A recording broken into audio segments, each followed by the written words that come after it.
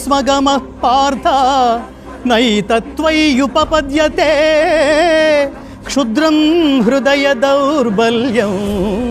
ధర్మాన్ని పట్టుకుంటే మీరు పాడవరు, మీకు రక్ష ధర్మమే. అది చెప్పడానికే రామాయణం వచ్చింది. నిజానికి రామచంద్రమూర్తి ధర్మాన్ని విడిచిపెట్టేస్తే రామాయణానికి 2 కాండలు లేవు.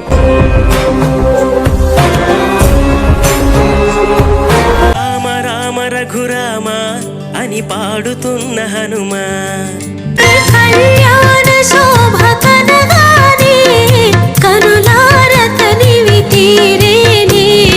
రామ రామ అనే రాజమందిరం గల్లు గల్లు మని తిరిగే రామ సుందరం.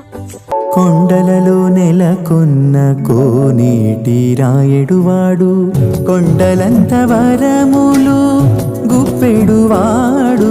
బుద్ధిహీనో జ్ఞాత్వాపి స్మరామి పవన కుమారం. ఏకాదశోజ్వలం ఏకనాథేశ్వరం ప్రస్థితివ శంకరం ప్రణత జనకింకరం.